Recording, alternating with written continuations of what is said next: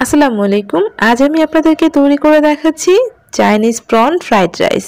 বাড়িতে থাকা অল্প কিছু উপকরণ দিয়ে সহজেই আপনারা এই চাইনিজ প্রন ফ্রাইড রাইসটা তৈরি করে নিতে পারেন। খুব সিম্পল ভাবেই তৈরি করে নেওয়া যায় আর খেতেও হয় দুর্দান্ত। আশা করছি আপনাদের ভালো লাগবে। চলেন তাহলে শুরু করি। প্রথমে আমি এখানে গাজর নিয়েছি, একটা গাজর নিয়েছি আর গাজরটাকে খুব ভালো করে ধুয়ে এখন ছিলে নিচ্ছি। গাজরটাকে খুব ভালোভাবে ছিলে নিয়েছি। এখন আমি গাজরটাকে কেটে নিচ্ছি। আমি অর্ধেকটা গাজর ইউজ করছি আর গাজরটাকে আমি একদম ছোট ছোট টুকরো করে কেটে নিচ্ছি। এটা কিন্তু আপনারা আপনাদের সুবিধা মতো করে নিতে পারেন, তবে একদম ছোট ছোট টুকরো করে কেটে নিতে হবে। শীতকালে ফ্রাইড রাইস খাওয়ার মজাই আলাদা। সব কিছু একদম টাটকা আর খুব সহজেই পাওয়া যায়। আমি একদম দেখতেই পাচ্ছেন কিভাবে কেটে নিচ্ছি। প্রথমে এভাবে কেটে নিচ্ছি, তারপর একদম ছোট ছোট টুকরো করে কেটে নিচ্ছি। গাজরটা যেহেতু অনেক বড় ছিল তাই আমি অর্ধেকটা গাজর কেটে নিয়েছি। পুরো দেখতে পাচ্ছেন কতটা ছোট ছোট করে কেটে নিয়েছি। ঠিক এভাবে গাজরটাকে কেটে নিতে হবে। এখন আমি গাজরটাকে তুলে একটা সাইডে রেখে দিচ্ছি। নিয়েছি ক্যাপসিকাম। এই ক্যাপসিকামটার আমি অর্ধেকটা কেটে নিয়েছি। ক্যাপসিকামের বীজটাকে সরিয়ে ফেলে এখন আমি ক্যাপসিকামটাকেও একদম গাজরের মতো ছোট ছোট টুকরো করে কেটে নিব। আপনারা কিন্তু এখানে 2-3 ধরনের ক্যাপসিকাম ইউজ করতে পারেন। আমি শুধু সবুজ ক্যাপসিকামটা ইউজ করেছি। আপনারা চাইলে red bell pepper, yellow bell পেপারটাও ইউজ করতে পারেন। আর দেখতে পাচ্ছেন একদম গাজরের মতোই আমি ছোট ছোট করে ক্যাপসিকামটা কেটে নিয়েছি। আমি পুরো অর্ধেকটা ক্যাপসিকাম ইউজ করেছি। ক্যাপসিকামটাকেও আমি একটা সাইডে সরিয়ে রাখছি। আর নিয়েছি পেঁয়াজ কলি বা পেঁয়াজ পাতা। যেহেতু শীতকাল প্রচুর পরিমাণে পেঁয়াজ পাতা পাওয়া যাচ্ছে আর ফ্রাইড রাইসে তো পেঁয়াজ পাতা ছাড়া চলবেই না।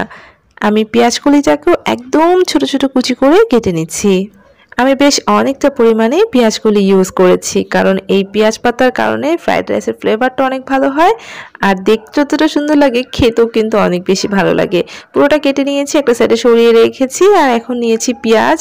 আমি যে পেঁয়াজ কলিটা ছিল সেই পেঁয়াজ কলির পেঁয়াজটাই কেটে নিচ্ছি। এখানে আমি 2টার মতো পেঁয়াজ কেটে নিয়েছি। যেহেতু নতুন পেঁয়াজ খেতে ভালো লাগবে, একদম কুচি কুচি করে কেটে নিয়েছি।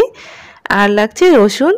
আমি এখানে একটা রসুন নিয়েছি আর এর থেকে আমি 4টার মতো রসুনের কোয়া ইউজ করব। তার আগে বেশ অনেক কয়টা কোয়া নিয়ে এখন আমি এর ছালটাকে সরিয়ে ফেলছি। তারপর রসুনটাকে এভাবে হাত দিয়ে চেপে চেপে আমি একদম কুচি কুচি করে কেটে নিচ্ছি। এখানে প্রায় 1 টেবিল চামচের মতো রসুন কুচির প্রয়োজন আর রসুনটাকে একদম মিহি করে কুচি করে নিতে হবে। তো আমি রসুনটাকে একদম কুচি কুচি করে কেটে নিচ্ছি। পুরো 1 টেবিল চামচ রসুন কুচি এখানে দরকার, তো আমি ওইভাবেই পুরো রসুনটা কেটে নিচ্ছি। রসুনটাও কেটে একটা সাইডে সরিয়ে রাখছি। এখানে আমি বাসমতি রাইস নিয়েছি 1 কাপ পরিমাণে আর এই চালটাকে আমি ভালোভাবে ধুয়ে আধা ঘন্টার জন্য ভিজিয়ে রেখেছিলাম। আপনারা কিন্তু নর্মাল পোলার চাল দিয়েও এই ফ্রাইড রাইসটা করতে পারেন। এখন আমি চুলায় বেশ অনেকটা পানি বসিয়ে দিয়েছি, চুলাটা জ্বালিয়ে দিলাম আর পানির মধ্যে আমি দিয়ে দিয়েছি আধা চা চামচের থেকেও একটু কম লবণ আর 1 টেবিল চামচ দিয়েছি সয়াবিন তেল। আর এখন পানিটাকে আমি একটা বলক তুলে নিচ্ছি। যেহেতু আমি চালটাকে আধা ঘন্টার মতো ভিজিয়ে রেখেছিলাম তাই এরকম ফুটন্ত পানিতে ভিজিয়ে রাখা চালটাকে দিয়ে দিচ্ছি আর খুব দ্রুতই কিন্তু ভাতটা হয়ে যাবে, যেহেতু আধা ঘন্টা ভিজিয়ে রেখেছি। অবশ্যই আপনারা চালটাকে ভিজিয়ে রাখবেন, তাহলে খুব দ্রুত ভাতটা হয়ে যাবে আর ভাতটা ঝরঝরে হবে। আমি একটু স্পুন দিয়ে নাড়াচাড়া করে দিলাম আর যখন দেখব যে ভাতটা একটু নরম হয়ে এসেছে তখনই কিন্তু আমি এর পানিটাকে ঝরিয়ে ফেলবো। 80% সিদ্ধ করে নিতে হবে, মানে পুরোপুরি সিদ্ধ করা যাবে না। যখন ভাতটা কিছুটা হয়ে আসবে সেই পর্যায়ে ভাতটাকে নামিয়ে নিতে হবে, এর বেশি কিন্তু জাল করে নেওয়া যাবে না। যদিও বাসমতি রাইস অনেক বেশি ঝরঝরে হয়, এর মধ্যে কোনো আঠা বা মার তেমন একটা থাকে না, তাই এটা খুব সহজে কিন্তু তৈরি করে নেওয়া যায়। যদি আপনারা পোলার চাল দিয়ে করেন তাহলে কিন্তু একটু সতর্ক হয়ে করবেন, কারণ এর মধ্যে অনেক আঠা থাকে। তাই একটা বলক চলে এসে যখন কিছুটা হয়ে আসবে তখনই পোলার চালটা নামিয়ে পানিটা ঝরিয়ে ফেলবেন। আর এখানে আমি ভাতটাকে প্রায় ভালোভাবে ফুটিয়ে নিয়েছি। এখন আমি পানিটাকে ঝরিয়ে ফেলবো, কারণ এই রাইসটা অনেক বেশি ঝরঝরে হয়। সো একটু ভালোভাবে সিদ্ধ হলেও তেমন একটা প্রবলেম হয় না, অনেক বেশি ঝরঝরে থাকে। তো আমি পানিটাকে ঝরিয়ে ফেলেছি। এখন আমি ভাতটাকে ভালোভাবে ঠান্ডা করে নিব। দেখতে পাচ্ছেন কতটা ঝরঝরে হয়েছে। তো ভাতটা ঠান্ডা হতে থাক, এর ফাঁকে আমি এখানে নিয়েছি চিংড়ি মাছ। চিংড়ি মাছের পুরো খোসায় ছাড়িয়ে নিয়েছি আর খুব ভালো করে ধুয়ে পরিষ্কার করে নিয়েছি।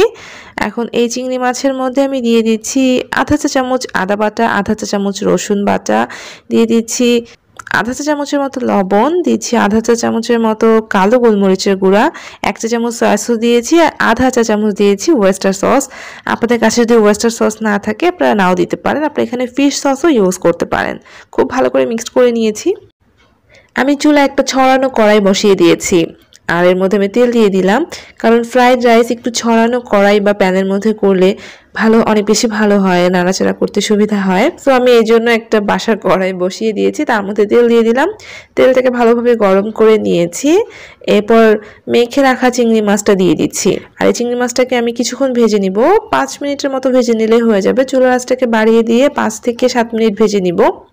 যেহেতু খোসা ছাড়ানো চিংড়ি মাছ খুব সহজেই সফট হয়ে যাবে, কুকড হয়ে যায় খুব দ্রুত, তাই এভাবে নেড়ে চেড়ে খুব ভালো করে ভেজে নিচ্ছি। 5 মিনিট 6 মিনিটের মধ্যে দেখবেন যে চিংড়ি মাছ থেকে খুব সুন্দর একটা ফ্লেভার ছড়িয়ে পড়েছে। আর এই পর্যায়ে আমি নামিয়ে নিচ্ছি। খুব বেশি কিন্তু কুকড করবে না, তাহলে চিংড়ি মাছ শক্ত হয়ে যাবে। চিংড়ি মাছটা পুরো তেল সহ নামিয়ে রেখে আমি আবারও কড়াইয়ের মধ্যে তেল দিয়ে দিলাম। আর এর মধ্যে আমি 2টো ডিম দিয়ে দিচ্ছি। আর এর মধ্যে 1 চিমটি লবণ দিয়ে দিলাম। আর আমি ডিমের স্ক্রাম্বল তৈরি করছি, একটু নরম স্ক্রাম্বল তৈরি করব, তাই আমি এভাবে স্ক্রাম্বলটা করে নিয়েছি। আর এর মধ্যে কিন্তু কিচ্ছু দেইনি, জাস্ট লবণ দিয়ে আমি স্ক্রাম্বলটা করেছি। এখন স্ক্রাম্বলটাকে নামিয়ে নিলাম। আর প্যানটাকে একটু পরিষ্কার করে নিয়ে আবারও তেল দিয়ে দিলাম, বেশ অনেকটা পরিমাণে দিয়েছি। আর তার মধ্যে কেটে রাখা যে রসুনটা ছিল কুচি করা 1 টেবিল চামচ, সেটা দিয়ে দিলাম। আর রসুনটাকে আমি বাদামি কালার করে ভেজে নিব, হালকা বাদামি করে, খুব বেশি বাদামি করা যাবে না, হালকা বাদামি কালার করে যে ভেজে নিব। যখনই হালকা বাদামি হয়ে যাবে তখন কেটে রাখা পেঁয়াজটা দিয়ে দিলাম। আর পেঁয়াজটাকে নরম হওয়া পর্যন্ত ভেজে নিতে হবে, খুব বেশি ভাজা যাবে না। জাস্ট যখন পেঁয়াজটা একটু নরম হয়ে যাবে তখনই এর মধ্যে কেটে রাখা সবজিগুলো দিচ্ছি। প্রথমে গাজর দিচ্ছি, তারপর ক্যাপসিকামটাও দিয়ে দিলাম। একটু নেড়েচেড়ে দিচ্ছি। এই সবজিটাকে কিন্তু বেশি ভাজা যাবে না, জাস্ট একটু নেড়েচেড়ে নিয়েছি। এখন এর মধ্যে দিয়ে দিচ্ছি কেটে রাখা পেঁয়াজ পাতার অর্ধেকটা, সবটুকু কিন্তু দেইনি, অর্ধেকটা দিয়েছি। দিচ্ছি সামান্য একটু লবণ, আর দিয়েছি সাদা গোলমরিচের গুঁড়া। আপনারা চাইলে এখানে কালো গোলমরিচের গুঁড়াও ইউজ করতে পারেন। সাদা গোলমরিচের গুঁড়া আমি অল্প একটু দিয়েছি। আর দিয়ে নাড়াচাড়া করে মিক্স করে নিয়েছি, আর কিন্তু ফ্রাই করে নিইনি। এখন যে ভাতটা আমরা ঝরিয়ে রেখেছিলাম সে ভাতের পুরোটা দিয়ে দিলাম। এখানে কিন্তু 1 কাপ চালের ভাত রয়েছে। এখন এর মধ্যে আমি 1 টেবিল চামচ সয়া সস দিলাম, আর দিচ্ছি আধা চা চামচ সাদা গোলমরিচের গুঁড়া বা শামরিচের গুঁড়া, আপনারা এখানে কালো গোলমরিচের গুঁড়া দিতেই পারেন। আর এর মধ্যে আমি দিয়ে দিচ্ছি বাকি যে পেঁয়াজ পাতাটুকু ছিল। আর দিচ্ছি ভেজে রাখা চিংড়ি মাছ, একদম তেল সহ সম্পূর্ণ দিয়ে দিবেন। তারপর স্ক্রাম্বল করে রাখা এগটাও দিয়ে দিলাম। এখন এই সব কিছুকে চুলা বাড়িয়ে দিয়ে ভেজে নিতে হবে। 4-5 মিনিটের মতো আমি চুলা বাড়িয়ে দিয়ে ভেজে নিচ্ছি, খুব বেশি সময় লাগে না, কারণ সবজিগুলোকে খুব বেশি যদি আপনি রান্না করে ফেলেন কালারটা নষ্ট হয়ে যাবে। তাই 4-5 মিনিট চুলা আঁচটাকে বাড়িয়ে দিয়ে সবকিছুকে জাস্ট ভালোভাবে মিক্সড করে নিব। আর আপনারা কিন্তু লবণটা অবশ্যই টেস্ট করে দিয়ে নেবেন। আমি এখানে কিছুটা কাঁচামরিচ কুচি দিয়ে দিচ্ছি। এখন নামানোর সময় হয়ে গিয়েছে। এ পর্যায়ে আমি 1 টেবিল চামচের মতো কাঁচামরিচ কুচি আর সামান্য একটু লবণ দিলাম। আমি টেস্ট করে দেখেছি, লবণটা কম হয়েছে। খুব ভালো করে মিক্স করে নিচ্ছি। আর কাঁচামরিচটা আপনারা নামানোর আগেই দিবেন। সব কিছুকে ভালোভাবে মিক্সড করা হয়ে গিয়েছে। কিছুক্ষণ ভেজে নিলে দেখবেন যে এর মধ্যে থেকে সুন্দর একটা ফ্লেভার বের হচ্ছে। আর ফ্লেভারে আপনার পেটের মধ্যে ডাকাডাকি শুরু হয়ে যাবে। আর এই ফ্রাইড রাইসটা খাওয়ার জন্য কোনো কিছুর প্রয়োজন নেই, জাস্ট এভাবে সার্ভ করবেন। এটা এমনি খেতে অনেক মজা। হয়ে গেল, মাত্র 4-5 মিনিট লেগেছে, এটা আমি ফ্রাই করেছি। এখন আমি সার্ভ করতে চলে যাচ্ছি। দেখতে পাচ্ছেন কতটা কালারফুল হয়েছে।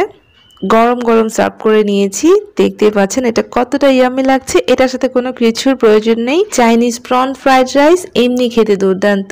তো আপনারা বাসায় খুব সহজভাবে অল্প কিছু উপকরণে একদম রেস্টুরেন্টের মতো চাইনিজ প্রন ফ্রাইড রাইস তৈরি করে নিতে পারেন। আশা করছি আমার রেসিপিটা ভালো লেগেছে। ভালো লাগলে প্লিজ লাইক দিতে ভুলে যাবেন না। তার সাথে চ্যানেলটাকে সাবস্ক্রাইব করে অবশ্যই আমার সাথেই থাকবেন। সবাই ভালো থাকবেন। আল্লাহ হাফেজ।